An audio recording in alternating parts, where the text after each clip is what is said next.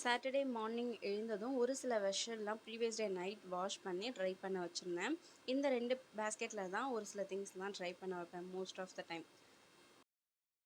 பெரிய வெசல்ஸ் எல்லாமே red பேஸ்கெட்டில் and சின்ன சின்ன ஸ்பூன்ஸ் பவுல் இது எல்லாமே இந்த குட்டி பேஸ்கெட்டில் தான் அரேஞ்ச் பண்ணி வச்சுருப்பேன். இந்த tea cup set of 2 purchase பண்ணியிருந்தேன். ஒன்று உடஞ்சிருச்சு. ஸோ இன்னொன்றில் பிளாஸ்டிக் ஸ்பூன்ஸ்லாம் கொஞ்சம் ரிமைனிங் இருந்த ஸ்பூன்ஸ்லாம் இதில் ஸ்டோர் பண்ணி வச்சுருக்கேன். இந்த ட்ராயருக்கு மேலே உள்ள ஸ்பேஸில் ஒரு சில திங்ஸ் அரேஞ்ச் பண்ணி வைப்பேன். சம்டைம்ஸ் வாஷ் பண்ணி ட்ரை பண்ண வச்சுருக்க திங்ஸில் அடியில் இருக்க திங்ஸ் ஒரு சில இந்த குட்டி குட்டி ஸ்பூன்ஸ் டம்ளர்ஸ்லாம் வந்து ட்ரை ஆகிருக்காது. ஸோ அதெல்லாமே இந்த மேலே உள்ள ஸ்பேஸில் நான் வந்து அரேஞ்ச் பண்ணி வச்சிட்டோம் அப்படின்னா மார்னிங் இப்போ அரேஞ்ச் பண்ணி வைக்கிறேன் ட்ரை பண்ண வைக்கிறேன் அப்படின்னா ஈவினிங் போல் எடுத்து அந்தந்த ப்ளேஸில் அரேஞ்ச் பண்ணிவிட்டு இதையும் டஸ்ட் பண்ணி விட்டுடுவேன் லைட்டாக. இது பிளாஸ்டிக் தான். ஸோ இது மேலே ஈரம் பட்டுச்சு அப்படின்னா ஒன்றும் ப்ராப்ளம் இல்லை. லைட்டாக வந்து டஸ்ட் பண்ணி விட்டு தொடச்சி விட்டுட்டோம் அப்படின்னா நீட்டாக அரேஞ்ச் பண்ணிப்பேன். இந்த திங்ஸ் மட்டும் இல்லை, நம்ம ஒரு சில ஒர்க்லாம் கடகடன்னு பண்ணிகிட்ருக்கும்போது ஒரு சில திங்ஸ் எங்கே வைக்கிறோன்னு தெரியாமல் ஒரு ஸ்பேஸ் கிடச்சா போதும் அதில் வந்து டம்ப் பண்ணிவிடுவோம் இல்லையா? ஸோ அந்த மாதிரியும் சம்டைம்ஸ் கிச்சனில் இது நிறைய திங்ஸ் போட்டு டம்ப் பண்ணுற ஸ்பேஸாகவும் இது அப்பப்போ இருக்கும்.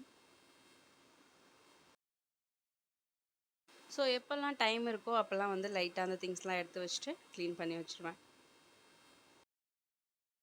பேபிக்கு என்ன ஃபுட்டு பிளான் பண்ணுறேனோ அது பேஸ்டாக எங்களுக்குமே ப்ரிப்பேர் பண்ணிப்பேன். ஸோ ஒர்க் கொஞ்சம் நமக்கு ஈஸியாக இருக்கும் அப்படின்றதுக்காக.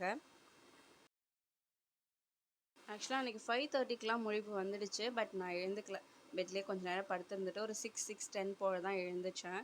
ஆக்சுவலாக அன்றைக்கி லீவ் அப்படின்றதுனால இந்த ப்ராப்ளம் இல்லை. ஒரு 8:00 போல் பிரேக்ஃபாஸ்ட் ரெடி பண்ணால் போதும். பட் எனக்கு ஏனோ தூக்கம் வரல. கொஞ்சம் ஏர்லியாகவே எழுந்துட்டேன். இதே வீக் டேஸில் வந்துட்டு ஒரு 6:30க்கெலாம் எழுந்துக்கும் போதே ரொம்ப கஷ்டமாக இருக்கும். இன்னும் கொஞ்சம் நேரம் தூங்க மாட்டோமா, டைம் தர மாட்டாங்களா அந்த மாதிரி ஃபீலாக இருக்கும். பட் அன்றைக்கி கொஞ்சம் சீக்கிரம் எழுந்துட்டேன் அப்படின்றதுனால இந்த மாதிரி ஒரு சில ஆர்கனைஸ் பண்ண வேண்டிய திங்ஸ்லாம் எல்லாமே ஆர்கனைஸ் பண்ணி வச்சுட்டு அண்ட் ரீஃபில் பண்ண வேண்டியது எல்லாமே அரேஞ்ச் பண்ணி வச்சுட்டு பொறுமையாக ஒரு சில ஒர்க்லாம் பண்ணிகிட்ருந்தேன். மாவு பேட்டரும் அன்றைக்கி ஆக்சுவலாக ரெடி பண்ண வேண்டியிருந்தது. ஃப்ரைடேவோடைய மாவு வந்து காலி ஆகிடுச்சு. ஸோ நெக்ஸ்ட் டே அரைச்சிக்கலாம் அப்படின்ட்டு வெயிட் பண்ணிகிட்டு இருந்தேன். ஸோ அன்றைக்கி கொஞ்சம் டைம் இருக்கவே மார்னிங்கே மாவு பேட்டருக்கும் அரிசி அண்ட் உளுந்து ரெண்டுமே ஊற வச்சிட்டேன். வீக்கெண்டுன்றதுனால தான் இந்த ஒர்க்லாம் மார்னிங் ப்ரிப்பேர் பண்ண வேண்டியதாக இருக்குது. இதுவே வீக் டேஸ் அப்படின்னா ப்ரீவியஸ் டே நைட்டே வந்து வாட்டர் ரீஃபில் பண்ணுறது, அப்புறம் ஒரு சில க்ராசரிஸ் இதெல்லாமே என்னென்ன இருக்குது இல்லை அண்ட் மார்னிங் என்ன ப்ரிப்பேர் பண்ணணும் இது எல்லாமே ஒரு ப்ரீ பிளான்டாக யோசித்து வச்சுட்டு ரெடி பண்ணி வச்சுட்டு தான் வந்து தூங்கவே போகிற மாதிரி இருக்கும். பட் அன்றைக்கி கொஞ்சம் ரிலாக்ஸ்டாக தான் எல்லா ஒர்க்கும் பண்ணிகிட்ருந்தேன். ஸ்டார்டிங்லலாம் மாவு பேட்டர் எனக்கு அளவு தெரியாது. ஆக்சுவலாக மெஷர்மெண்ட் அம்மாக்கிட்ட கேட்பேன். பட் அவங்க சொல்கிற மெஷர்மெண்ட்டில் தான் எல்லாமே நான் ஆக்சுவலாக ஆட்டுவேன். பட் என்னென்னு தெரியல, சம்டைம்ஸ் உளுந்து எக்ஸஸாக போயிடும். சம்டைம்ஸ் ரொம்பவே கம்மியாக போயிட்டு இட்லியெல்லாம் ரொம்ப கல் மாதிரி வரும். ஸோ ரிஸ்க் எடுக்க வேணாமே அப்படின்ட்டு ஸ்டார்டிங் ஸ்டேஜ்லலாம் கடையிலே மாவு வாங்கிப்பேன். பட் இப்போ கொஞ்சம் ஓகேவாக தான் அரைக்கிறேன். ஸோ நான் வந்து நம்மளே மேனேஜ் பண்ணிக்கலாம் அப்படின்னு சொல்லிட்டு நானே தான் வந்து இப்போலாம் அரைச்சிக்கிறது.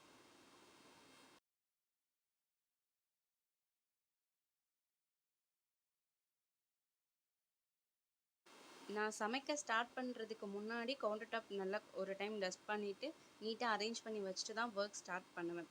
ஒரு 2-3 ஒர்க் தான் வந்து ஃபினிஷ் பண்ணியிருப்பேன். அதுக்குள்ளே கவுண்டர் டாப் ஃபுல்லாக நிரம்பிடும். ஒரு பொருள் வைக்கணும் அப்படின்னா கூட எங்கே வைக்கிறதுன்னு இடம் தேடிட்டுருப்பேன். ஸோ அந்த மாதிரி ரொம்ப மெஸ்ஸி பர்சன் தான் நான். சமைக்கும்போது மட்டும். அப்புறம் சமைச்சு முடிச்சிட்டோம் அப்படின்னா திரும்ப அந்தந்த ப்ளேஸில் எல்லாமே அரேஞ்ச் பண்ணிவிட்டு நீட்டாகிடுவேன். ஆக்சுவலாக மார்னிங் பிரேக்ஃபாஸ்ட் அன்றைக்கி எனக்கு வந்து கிழங்கு தான் எடுத்திருந்தேன். பட் அதுக்கு முன்னாடியே பேபிக்கு கொஞ்சமாக ஃபுட் வச்சாச்சு அண்ட் மினி இட்லி ரெடி பண்ணிவிட்டேன். ரசம் வச்சுட்டேன்.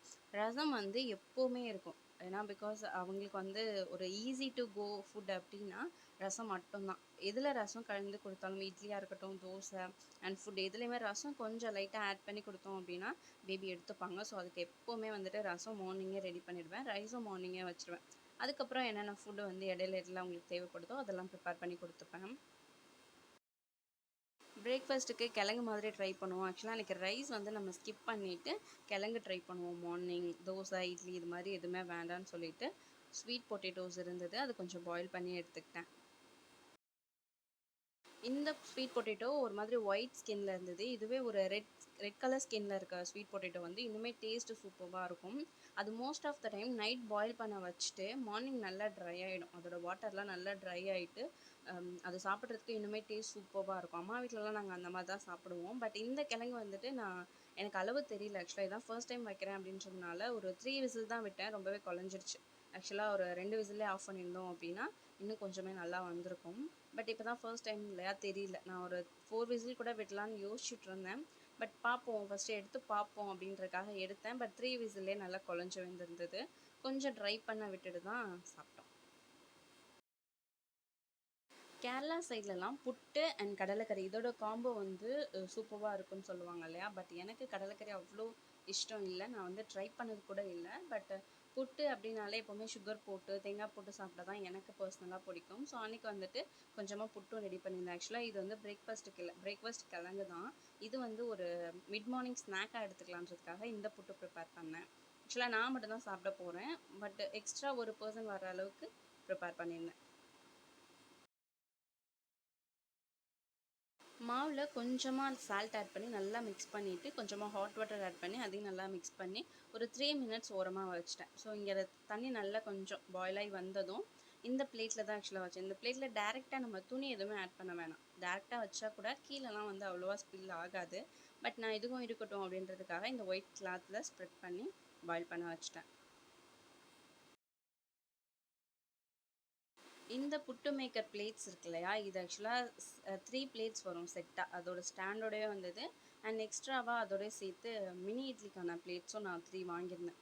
பட் ஒரு பர்சனுக்கு தான் ரெடி பண்ணுறேன் இல்லையா, ஸோ நம்ம பெரிய பாட்டில் வச்சு ஸ்டாண்ட் வச்சு அதில் வைக்கிறதுக்கு இது கொஞ்சம் எனக்கு ஈஸியாக இருக்கும். மினி இட்லியுமே இந்த மெத்தடில் தான் நான் ப்ரிப்பேர் பண்ணுவேன். ஆக்சுவலாக அந்த பவுல் வந்து கீழே கேஸ் ஸ்டவ்வில் வைக்கிற மாதிரியான பேஸ் உள்ள பவுல் தான். ஸோ அதில் வச்சுட்டு அண்ட் இந்த பிளேட்டையும் அது மேலே வச்சிட்டோம் அப்படின்னா கொஞ்சம் க்ளோஸ் பண்ணி ஒரு 5 to 10 மினிட்ஸ்லேயே நல்லா பாயில் ஆகி வந்துடுச்சு.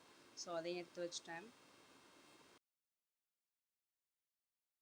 செல்ஃபில் கீழே இருக்க ஸ்பேஸில் அரிசி ட்ரம் பக்கத்துலேயே வந்துட்டு 2 ஸ்டாண்ட் வச்சுருக்கேன். ஆக்சுவலாக டீப் ஃப்ரை பண்ணுற கடாய் அண்ட் ஒரு சில எக்ஸ்ட்ரா உள்ள டீ பாட்ஸ், பணியாரக்கல் இது எல்லாமே அந்த ஸ்பேஸில் தான் அரேஞ்ச் பண்ணி வச்சுப்பேன். ஸோ அந்த ஸ்டாண்டு கொஞ்சம் வந்து டஸ்ட் நிறையா இருந்த மாதிரி இருந்தது, ஒட்டடை கொஞ்சம் இருந்தது. ஸோ அதையும் வந்து லைட்டாக டஸ்ட் பண்ணி விட்டுட்டு அரேஞ்ச் பண்ணி வச்சிடலாம் அப்படின்றதுக்காக அந்த ஸ்பேஸையும் வந்து நீட்டாக அரேஞ்ச் பண்ணி வச்சுட்ருந்தேன். இந்த கீ செல்ஃபில் நான் பண்ண மிஸ்டேக் என்ன அப்படின்னா, ஆக்சுவலாக கீழே மட்டும் ஃப்ளோரில் போட்டிருக்க டைல் அப்படியே இந்த செல்ஃப்லேயும் வந்து எக்ஸ்டெண்ட் பண்ணி போட்டிருந்தாங்க. பட் அதில் ஷீட் ஏதாவது விரிக்கலாம் அப்படின்னு சொல்லிட்டு ஃபஸ்ட்டு ஒரு ஷீட் இருந்தது. ஆக்சுவலாக அது ஸ்டிக்கர் மாதிரியான ஷீட் தான். அது வந்து ஒட்டாமல் அப்படியே கூட அரேஞ்ச் பண்ணியிருக்கலாம். நான் வந்துட்டு ஸ்டிக்கர் தானே ஒட்டிக்கலாம், ரிமூவ் பண்ணது ஈஸியாக தான் இருக்கும்னு நினச்சிட்டு ஒன்ஸ் ஒட்டிட்டேன். பட் ரிமூவ் பண்ணும்போது பார்த்திங்கன்னா பாதி வந்துச்சு, பாதி வரவே இல்லை. ரொம்ப வந்து ட்ரை பண்ணோம், தண்ணி இதெல்லாம் ஆட் பண்ணி நல்லா வந்து ட்ரை பண்ணி பார்த்தோமே அதெல்லாம் வரல. ஸோ கொஞ்சம் கொஞ்சமாக அப்பப்போ வாஷ் பண்ணும்போது துடைக்கும்போது அந்த மாதிரி ரிமூவ் பண்ணிகிட்ருக்கேன்.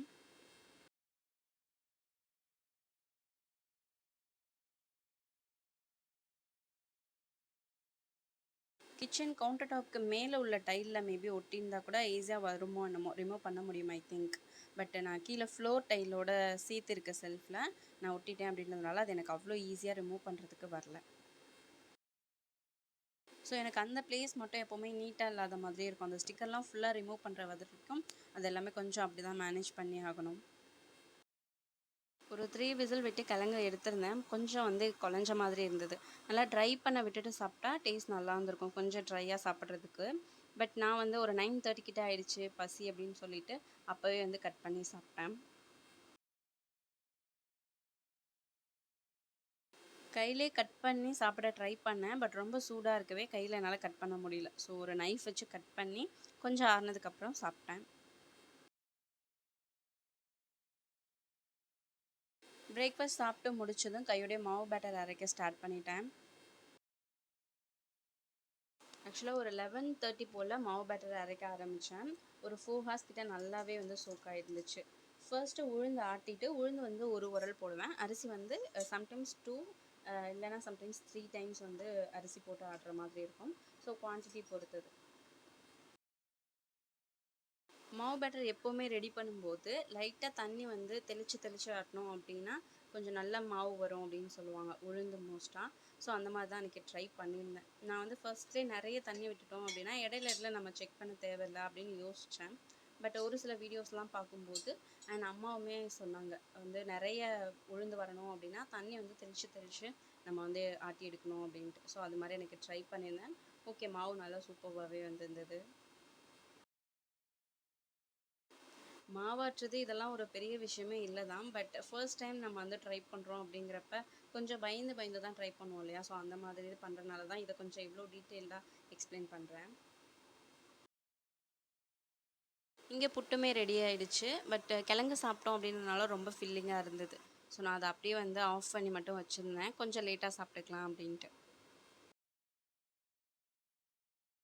புட்டில் நாட்டு சக்கரை அண்ட் தேங்காய் இதை ஆட் பண்ணி சாப்பிட்டோம் அப்படின்னா டேஸ்ட் இன்னுமே எனக்கு ரொம்ப பிடிக்கும். பட் அன்றைக்கி நாட்டு சக்கரை இல்லை அப்படின்றதுனால நான் ஒயிட் சுகர் தான் ஆட் பண்ணியிருந்தேன்.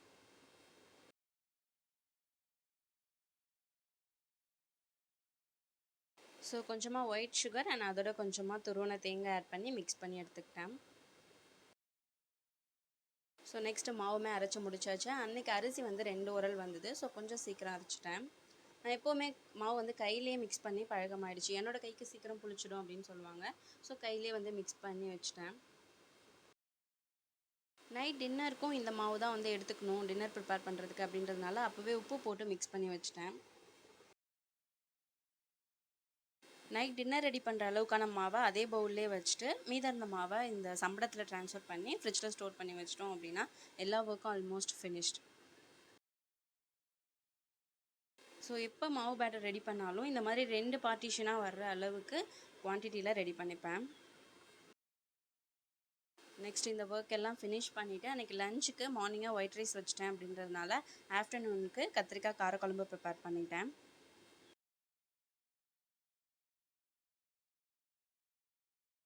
ஸோ இப்போதைக்கு நான்வெஜ் எதுவும் எடுத்துக்க முடியாது அப்படின்றதுக்காக இந்த மாதிரி காரக்குழம்பு கொஞ்சம் வந்து ஸ்பைசஸ் எக்ஸ்ட்ரா ஆட் பண்ணி ப்ரிப்பேர் பண்ணிப்பேன். ஸோ அன்றைக்கி ரொம்ப சிம்பிளாக தான் பிரேக்ஃபாஸ்ட் அண்ட் லஞ்ச் ஒர்க் எல்லாமே ப்ரிப்பேர் பண்ணியிருந்தேன். அன்றைக்கி இல்லை மோஸ்ட் ஆஃப் த டைம் என்னோடய வீடியோஸ் அண்ட் வ்ளாக்ஸில் என்னென்ன ரெசிபி சிம்பிளாக முடியுமோ அவ்வளோதான் வந்து ரெடி பண்ணிப்பேன். ஸோ என்னோடய வீடியோஸ் உங்களுக்கு பிடிச்சிருக்கு அப்படின்னா please keep watch and supporting me and thanks for வாட்சிங். White lace on the outside, satin pillows on the inside.